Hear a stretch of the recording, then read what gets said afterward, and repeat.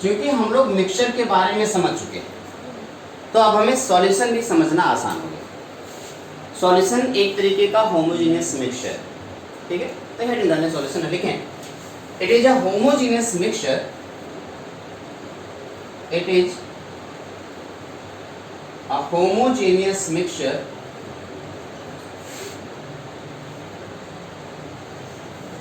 it is a homogeneous mixture of two or more than two or more than two non-reacting substance.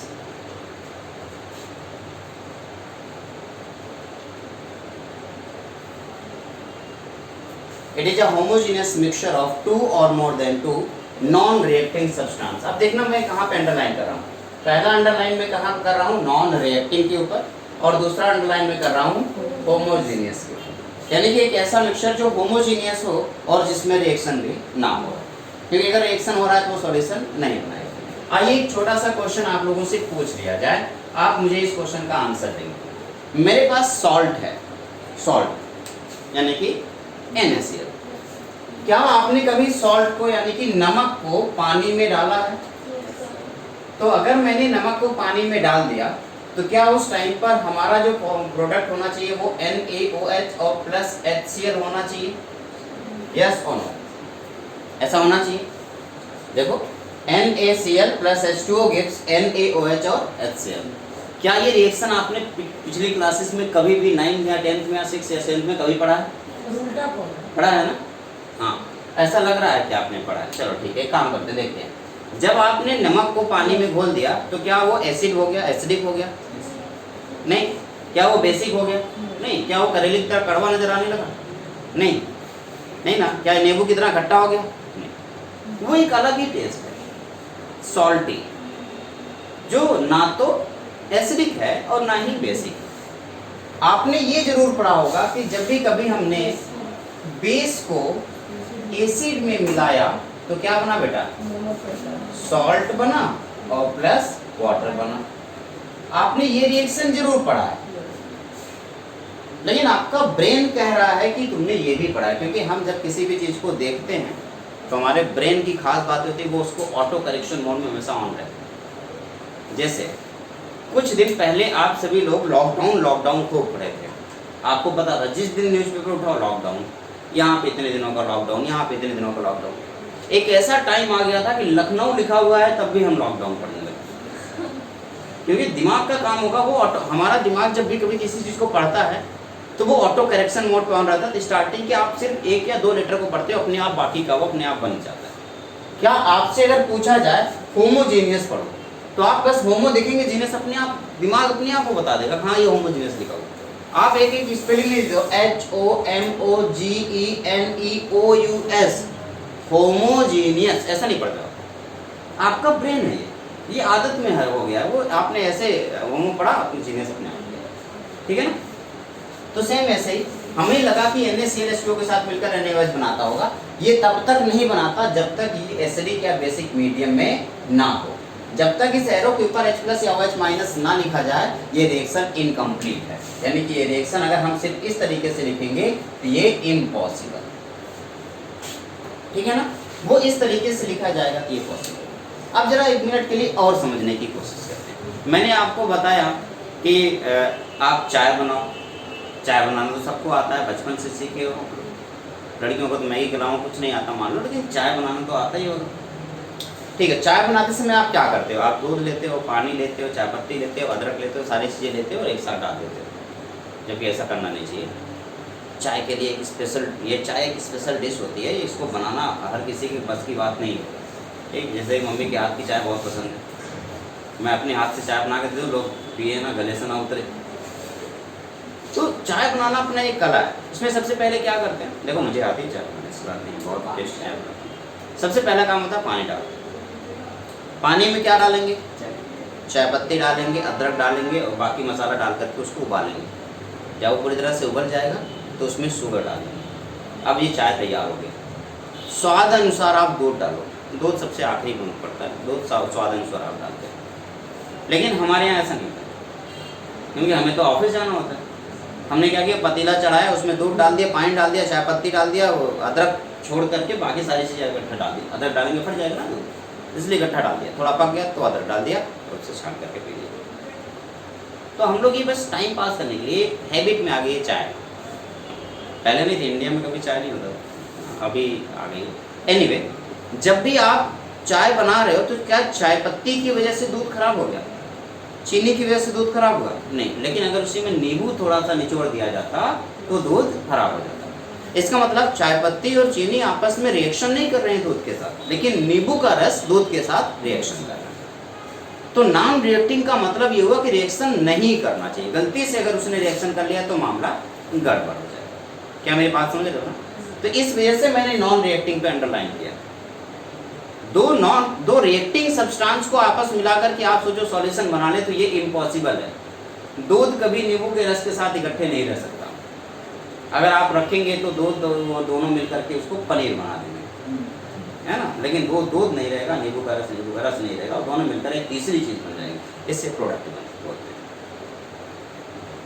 हैं। Solution का मतलब होता है घुलना मिलना, और प्रोडक्ट का मतलब होता है लड़ना झगड़ना। घुलना मिलना दो अलग अलग बात होती है। एक क्लासरूम में दो लोगों को बैठा दो और उसके बाद बाहर चले जाओ, वापस आओ, देखो सबका सर फटा हुआ है, इसका मतलब ये रिएक्टिव स्पीशीज है ना। और अगर वापस आओ, देखो सब एकदम मस्त होकर के एक दूसरे के लंच बॉक्स से लंच कर रहे हैं, सब एक दूसरे के लंच शेयर कर रहे हैं, इसका मतलब वो घुल मिल गए हैं, मतलब वो नॉन रिएक्टिंग है। तो नॉन रिएक्टिंग और रिएक्टिंग स्पीशीज में जब आपको सॉल्यूशन बनाना होता है तो स्पीशीज कैसी होनी चाहिए? Non reacting. तो मैंने एक नॉन रिएक्टिंग स्पीशीज ले ली। अब ये इस तरीके से हम सॉल्यूशन बना सकते हैं। NaCl को H2O के साथ मिलाएंगे तो NaOH और HCl ना बन के एक सॉल्ट सॉल्यूशन बनता है, एक सॉल्यूशन तैयार होता है। लेकिन अगर आपने NaOH और HCl को मिला दिया और आप सोच रहे हो कि एक सॉल्यूशन बने, तो क्या सॉल्यूशन बनेगा? नहीं, ये प्रोडक्ट बनेगा। ये सॉल्यूशन बन रहा है, लेकिन यहाँ पे क्या बन रहा है बेटा? ये प्रोडक्ट बन रहा है। प्रोडक्ट अलग चीज होता है, सॉल्यूशन अलग चीज होता है। हम बात कर रहे हैं किसकी? सॉल्यूशन की। तो सॉल्यूशन को बनाने के लिए हमने दो चीजें यूज की है। इन दोनों में से एक को हम सॉल्यूट बोलेंगे और दूसरे को सॉल्वेंट बोलेंगे। तो सॉल्यूट और सॉल्वेंट मिलकर के क्या बनाएगा? सॉल्यूशन बनाएगा, सिंपल। अब क्वेश्चन ये है कि सॉल्यूट और सॉल्वेंट में हमें कैसे पहचान होगी कौन सा सॉल्यूट है और कौन सा सॉल्वेंट है? तो बेसिक वही क्लास 10 में पढ़ा था। सॉल्यूट हमेशा स्मॉलर अमाउंट में प्रेजेंट होगा, है ना, और सॉल्वेंट हमेशा लार्जर अमाउंट में प्रेजेंट होगा। स्मॉलर अमाउंट में प्रेजेंट है तो सॉल्यूट, लार्जर अमाउंट में प्रेजेंट है तो सॉल्वेंट। ठीक है, अब इससे क्या बन गया? सॉल्यूशन। अब सॉल्यूशन जो भी बना हुआ है, इस सॉल्यूशन में सॉल्यूट और सॉल्वेंट आपस में मिलकर के सॉल्यूशन बनाए तो हुए हैं, लेकिन एक चीज अभी भी थोड़ी सी खटक गई। मान लो आपने अल्कोहल ले लिया आपने 25 मिलीलीटर में, एक पूरा पैक तैयार करते हैं 30 मिलीलीटर का। इसका 3 गुना ज़्यादा वाटर होना चाहिए एक परफेक्ट पैक के लिए। तो 90 ml हमारे पास क्या होना चाहिए? वाटर होना चाहिए। अगर आप इसमें कोई और ज़्यादा इंग्रेडिएंट यूज करना चाहते हैं, जैसे कि आप उसमें सोडा यूज करना चाहते हैं, तो 60 ml water plus 30 ml soda होना चाहिए परफेक्ट तरीके से।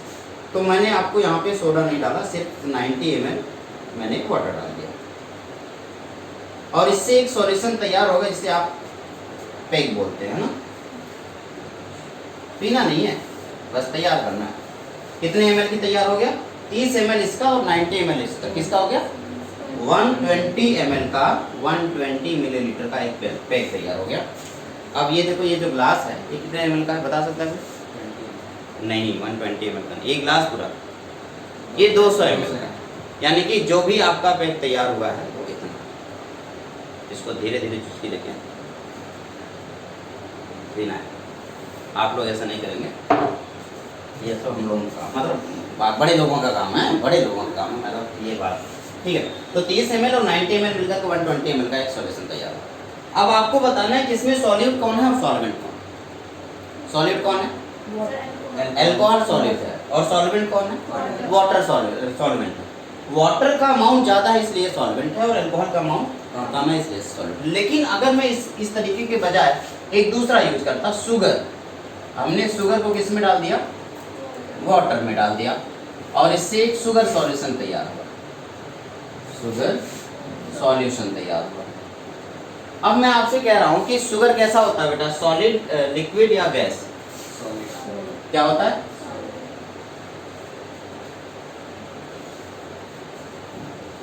तो आपने कहा कि शुगर आपका सॉलिड है ना, और ये क्या है, लिक्विड है, और इससे जो सॉल्यूशन तैयार हुआ वो कैसा होगा, लिक्विड होगा। इसे शरबत बोलते हो ना, शरबत तैयार किया आपने, सॉलिड को लिक्विड में डाल करके आपने एक लिक्विड सॉल्यूशन तैयार किया। अब क्वेश्चन ये है कि इसमें सॉल्यूट कौन होगा और सॉल्वेंट कौन होगा? तो ये अब ये कैसे डिसाइड होगा किसका अमाउंट कम है? नहीं डिसाइड कर सकते हो, इस बार आप अमाउंट डिसाइड नहीं कर सकते। हो सकता है वाटर का अमाउंट कम हो और शुगर का अमाउंट ज़्यादा, क्योंकि अमाउंट यानी कि मास किस पे डिपेंड करता है, डेंसिटी मल्टीप्लाइड बाई वॉल्यूम। तो अगर डेंसिटी ज़्यादा है तो वॉल्यूम कम होगा, तब भी उसका मास ज़्यादा होगा। इस टाइम पे आपको देखना है कि जो इसका फिजिकल स्टेट है, सॉल्यूशन का जो फिजिकल स्टेट है, वही फिजिकल स्टेट सॉल्वेंट का होना चाहिए। तो सॉल्वेंट कौन है? वाटर, क्योंकि वाटर कैसा है, लिक्विड, और जो सॉल्यूशन बना वो भी कैसा है, लिक्विड। तो आप इस वजह से कहेंगे कि ये जो लिक्विड है और ये भी लिक्विड है, इसलिए ये हो गया आपका सॉल्वेंट, और ये हो गया आपका सॉल्यूशन जो कि आपके सामने है, और ये क्या हो गया आपका सॉल्वेंट। सॉल्वेंट हमेशा एक ही होगा, बाकी जितने भी स्पीशीज होंगे वो सब सॉल्यूट कह रहे हैं। जैसे आपने क्या किया, एक गिलास पानी ले लिया, एक गिलास पानी ले लिया, उस एक गिलास पानी में आपने थोड़ा सा शुगर डाल दिया, एक चम्मच घोल दिया, फिर क्या किया, थोड़ा सा सॉल्ट डाल दिया, आधा चम्मच सॉल्ट डाल दिया, घोल दिया, उसमें नींबू भी निचोड़ दिया, घोल दिया। क्या ये एक तरीके का ग्लूकॉन डी बन गया, ग्लूकोज? अब आप इसे पी सकते हो, डिहाइड्रेशन, गर्मी आ रही है ना, तो गर्मियों में डिहाइड्रेशन होगा, तब इसे आप काम पी सकते हो। तो अब आप मुझे बताओ इसमें सबसे ज़्यादा अमाउंट में कौन था? वाटर। वाटर क्या हो गया, सॉल्वेंट। बाकी सॉल्यूट क्या क्या है, शुगर, सॉल्ट एंड नींबू का रस, ये सब कैसे हैं, सॉल्यूट। और वाटर क्या है, सॉल्वेंट। सॉल्वेंट हमेशा एक रहेगा, उसके अलावा जितनी भी चीज़ें होंगी वो सब सॉल्यूट कहलाएंगी। कोई दिक्कत नहीं है ना। तो इसके बेस पे अगर हम सॉल्यूशन को डिवाइड करने की कोशिश करें तो हम टाइप्स ऑफ सॉल्यूशन देख सकते हैं, अलग अलग चीज़ों के बेस पे हम टाइप्स डिसाइड करेंगे। तो अगली हेडिंग हमारी होगी टाइप्स ऑफ सॉल्यूशन। अभी कोई लिखेगा नहीं, लिखने का पूरा टाइम दूंगा मैं। टाइप्स ऑफ सॉल्यूशन, सॉल्यूशन का जो टाइप, जब किसी का टाइप देखने की बात करोगे तो पहले देखोगे किसके बेस पे उसका टाइप बता रहा हूँ, मैं किस टाइप का आदमी हूँ। अगर आपसे मैं पूछूं मैं किस टाइप का आदमी हूँ, तो आप कहोगे किसके बेस पे पूछ रहे हो? पढ़ाने की बेस पे अच्छे हो, अच्छे टीचर हो, अच्छा पढ़ाते हो, अच्छे एग्जाम्पल देते हो, ठीक है। पैसों के बेस में गरीब आदमी हो, भाई मास्टर का काम ही कहो, मास्टर लोग हमेशा गरीब ही रहते, ठीक है। और हाइट वेट पर्सनालिटी के हिसाब से देखा जाए एवरेज हो, ना बहुत ज़्यादा अच्छी पर्सनालिटी, ना बहुत बुरी है, छोटे से हो, कोई बात नहीं, ठीक हो। ये टाइप होता है, किस टाइप पे आप चीज़ों को बता रहे हो, है ना। हर एक टाइप किसी के बेस पे टाइप डिसाइड किया जाता है, अपने आप से टाइप नहीं डिसाइड कर सकते। टाइप डिसाइड करना है तो एक बेसिस मानना होगा कि किसके बेस पे करें। तो अगर मैं टाइप ऑफ सॉल्यूशन बता रहा हूँ तो सबसे पहले मुझे एक बेसिस डिसाइड करना होगा किसके बेस पे हम टाइप ऑफ सॉल्यूशन बता रहे हैं। तो सबसे पहला जो उसका बेस होगा, based on number of component, कितने कंपोनेंट हम इसमें यूज कर रहे हैं उसके बेस पे हम इसको डिवाइड करेंगे।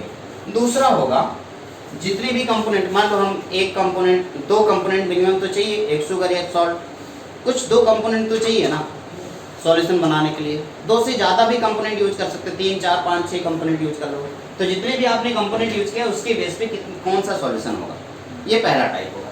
दूसरा टाइप, जो भी आपने सॉल्यूशन यूज किया है उसमें फिजिकल स्टेट सॉल्यूट और सॉल्वेंट का क्या है, ठीक है। तो physical state of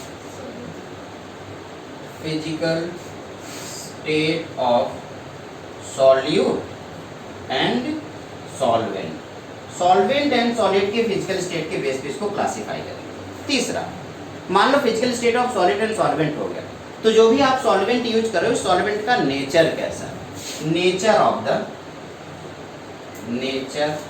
the solvent, solvent का नेचर कैसा है। अच्छा, नेचर ऑफ सॉल्वेंट हो गया मान लो। चौथा जो पार्ट होगा वो होगा सॉल्युबिलिटी। एक वर्ड होती है, सॉल्युबिलिटी के बेस पे सॉल्यूशन को कैसे डिवाइड करें, based on solubility.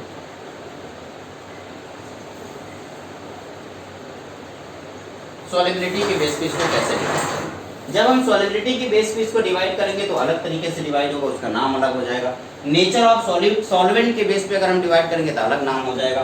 Physical state के बेस पे डिवाइड करेंगे अलग नाम हो जाएगा, और based on number of component के बेस पे करेंगे तो अलग नाम हो जाएगा। इसको अपनी कॉपी में नोट करो, फिर एक एक करके इसको आगे बढ़ाते हैं, ठीक है ना। चलो नोट करो। ये पहला वाला कौन सा क्वेश्चन है, based on number of component. ठीक, तो पहला जो पोर्शन स्टार्ट होता है वो होता है based on number of component. Number of components के बेस पे अगर हम बात करते हैं, यहां पे मैं लिख रहा हूं नंबर ऑफ कंपोनेंट, और ये लिखूंगा मैं सॉल्यूशन। चलो, नंबर ऑफ कंपोनेंट की शुरुआत कितने से होगी, 2 कंपोनेंट से, उससे कम तो होगी नहीं। अगर 2 कंपोनेंट है तो सॉल्यूशन का नाम होगा बाइनरी सॉल्यूशन। क्या बोलेंगे, बाइनरी सॉल्यूशन। 3 कंपोनेंट होगा ट्राइनरी सॉल्यूशन, या टर्शरी बोल सकते हो तो, ठीक है। 4 होगा तो क्वार्टरनरी सॉल्यूशन। ऐसे अगर n होगा तो पॉलिनरी, क्या होगा, पॉलिनरी सॉल्यूशन या पॉलीमरिक सॉल्यूशन, ठीक है। दूसरा बताओ किसके बेस पे था, बेस्ड ऑन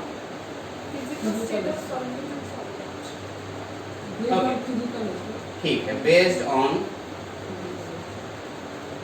मैं नेचर लिख दे रहा हूँ, नेचर ऑफ सॉल्वेंट, क्योंकि फिजिकल स्टेट वाला यहाँ पे पूरा आएगा नहीं, इसलिए मैं नेचर। नेचर ऑफ सॉल्वेंट, मान लो यहाँ पे सॉल्वेंट है और इस सॉल्वेंट अलग अलग टाइप का हो सकता है, उसके बेस पे सॉल्यूशन अगर मैं लिखूं तो क्वेश्चन ये है ना कि अगर सॉल्वेंट आपका वाटर है, क्या है, वाटर, तो उसको हम एक्वस सॉल्यूशन बोलेंगे। क्या बोलेंगे, एक्वस। एक्वा मतलब होता है वाटर, इसलिए अगर वाटर सॉल्वेंट का काम कर रहा है तो सॉल्यूशन का नाम एक्वस होता है। अगर मान लो ये अल्कोहल होता थे तो सॉल्यूशन क्या होता, अल्कोहलिक। हाँ, मैं अल्कोहलिक हूँ, सॉल्यूशन क्या बोलता, हाँ मैं अल्कोहलिक हूँ, अल्कोहलिक हो गया। अगर ये एसीटोन होता बेटा तो बताओ, एसीटोनिक हो जाता। अगर ये बेंजीन होता सॉल्वेंट तो बताओ, बेंजेनोइक हो जाता है ना सॉल्यूशन। तो ये सॉल्यूशन का नाम हो जाता। अगला क्या बताया आपने अभी, based on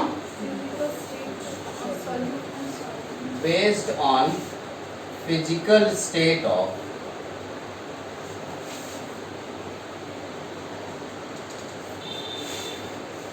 solute and solvent.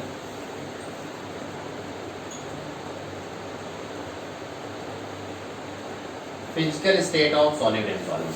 अब मैं यहाँ पे सॉल्वेंट लिख रहा हूँ, यहाँ पे लिख रहा हूँ सॉल्यूट, और उसके बेस पे इधर मैं सॉल्यूशन लिख दे रहा हूँ। चलो, सॉल्वेंट, सबसे पहले सॉल्वेंट का फिजिकल स्टेट क्या हो सकता है, आप कहेंगे सॉलिड हो सकता है, लिक्विड हो सकता है, और गैस हो सकता है। ये तो होगा, सॉलिड हो सकता है, लिक्विड हो सकता है, और गैस हो सकता है।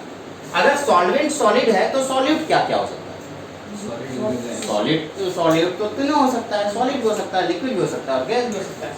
ये हो सकता है सॉलिड हो सकता है लिक्विड हो, और हो सकता है गैस। एक एक करके बताओ। सॉलिड अगर हमने सॉलिड में डाला है तो सॉलिड इन सॉलिड हो जाएगा।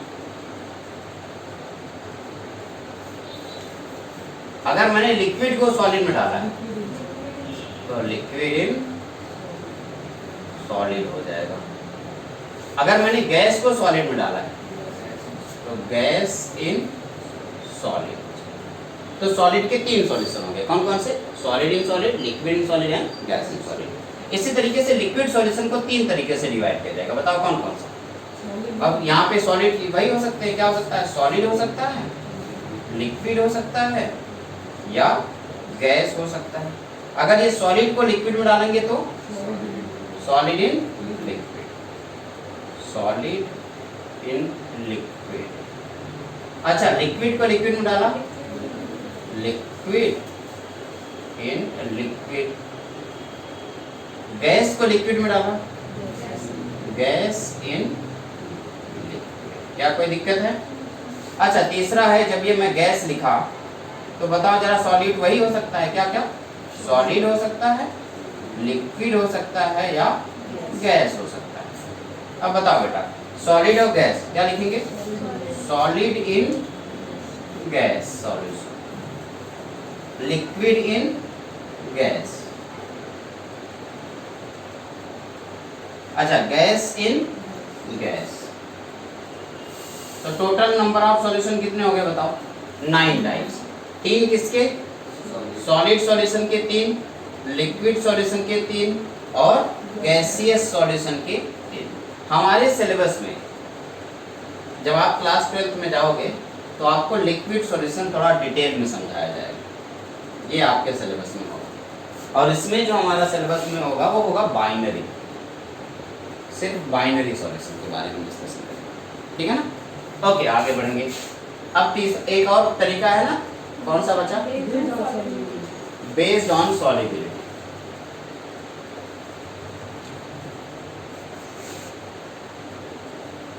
जब आप सॉलिबिलिटी की बात करोगे तो मेरे ख्याल से दिमाग में एक क्वेश्चन जरूर आएगा, आखिर ये सॉलिबिलिटी है क्या? इसके बारे में थोड़ी देर में बताऊंगा, लेकिन फिलहाल इसके बेस से पहले हम डिसाइड कर लेते हैं। पहला जो तरीका होता है उसे हम सैचुरेटेड अनसैचुरेटेड सॉल्यूशन बोलते हैं, अनसैचुरेटेड सैचुरेटेड। दूसरा सैचुरेटेड, और तीसरा होता है super saturated solution, super saturated. और 3 सॉल्यूशन हो गया, कौन कौन सा? Unsaturated, saturated and super saturated solution. अब क्वेश्चन ये है कि आखिर ये होता क्या है? अनसैचुरेटेड सॉल्यूशन क्या होता है? एक ऐसा सॉल्यूशन, सपोज दैट मेरे पास एक गिलास पानी है, मानने में गया जाता है, मान लो एक गिलास पानी, उस एक गिलास पानी में मैंने 1 चम्मच चीनी डाल के घुमा दिया तो चीनी डिजॉल्व हो गई, चीनी मतलब शुगर डिजॉल्व हो गया ना। अगर ये डिजॉल्व हो गया तो क्या अगला 1 चम्मच डालोगे वो भी डिजॉल्व हो सकता है? हाँ, हो सकता है। 1 चम्मच और डालो, हो सकता है। जब तक डिजॉल्व हो जा रहा है तब तक सॉल्यूशन अनसैचुरेटेड। लेकिन ऐसे डिजॉल्व करते जाओगे, एक टाइम ऐसा आएगा कि सॉल्यूट जो भी आपने शुगर डाला है वो डिजॉल्व नहीं होगा, वो प्रेसिपिटेट होने लगेगा। प्रेसिपिटेट मतलब नीचे आके बैठने लगेगा, तो आप कहेंगे अब डिजॉल्व नहीं हो रहा भाई, इसका मतलब ये कैसा हो गया? सैचुरेटेड सॉल्यूशन हो गया। क्या मेरी बात समझ आ गई? लेकिन इस सैचुरेटेड सॉल्यूशन को थोड़ा सा गर्म कर दो, क्या हो जाएगा? फिर से डिजॉल्व हो जाएगा। यानी कि जो भी सैचुरेटेड सॉल्यूशन अगर थोड़ा सा गर्म करोगे फिर से क्या हो जाएगा? अनसैचुरेटेड सॉल्यूशन हो जाएगा। फिर से उसमें डिजॉल्व करो, फिर गर्म कर दो, फिर डिजॉल्व करो, फिर गर्म करो, फिर डिजॉल्व करो, फिर गर्म करो, चाशनी बना दो। चाशनी कैसे बनती है? चाशनी कैसे बनती है? चीनी पानी, ऐसे चीनी पानी मिला दिया चाशनी बन गई। पानी को गर्म करते जाते हैं और उसके अंदर चीनी मिलाते जाते हैं, घुमाते जाते हैं, तो चाशनी बनती है। तो चाशनी जो भी बनी है वो एक तरीके का सुपर सैचुरेटेड सॉल्यूशन। क्या मेरी बात समझ आ गई ना? तो super saturated solution, saturated solution और अनसैचुरेटेड सॉल्यूशन आपको समझ में आ गया। तो मैं एक डेफिनेशन यहाँ लिख देता हूँ। सबसे पहले मैं लिख रहा हूँ अनसैचुरेटेड सॉल्यूशन। क्या होगा बताइए? बताइए अनसैचुरेटेड सॉल्यूशन क्या होगा? अ solution in which more amount of solute can be dissolved.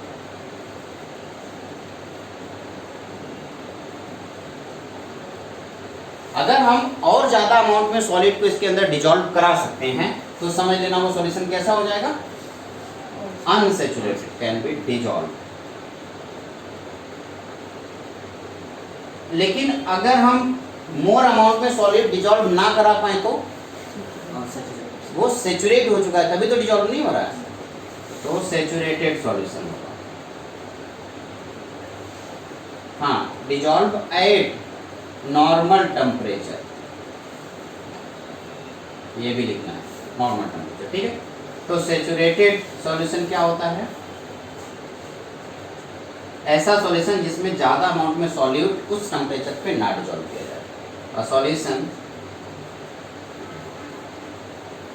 In which no more solute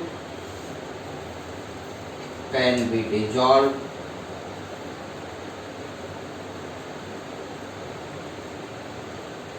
at normal temperature, ठीक।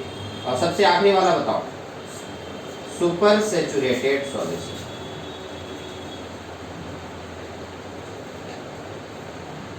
क्या लिखूं बेटा, no more solute can be dissolved even at high temperature, solution in which, मैं इसको just लिख रहा हूँ ताकि मैं पूरा कंप्लीट कर पाऊँ, solution in which no more amount of solute can be dissolved even at high temperature। High temperature होने के बावजूद अगर कोई भी सॉल्यूट इसमें डिजॉल्व ना हो तो समझ लेना वो सुपर सैचुरेटेड सॉल्यूशन। अब क्वेश्चन ये है कि आखिर ये सॉल्युबिलिटी क्या होती है, इस सॉल्युबिलिटी को हम अगले लेक्चर में डिस्कस करेंगे। सॉल्युबिलिटी क्या होती है, उसको एक्सप्रेस करने के लिए कॉन्सेंट्रेशन क्या यूज करते हैं, कॉन्सेंट्रेशन को कितने तरीके से रिप्रेजेंट करते हैं, ठीक है। उन सबको हम नेक्स्ट क्लास में डिस्कस करेंगे। आज के लेक्चर यही था, ठीक है। फिर मिलेंगे, इसको नोट करो अच्छे से, नोट कर लिया, चलो फिर मिलते हैं। Okay, bye bye, tata, good night.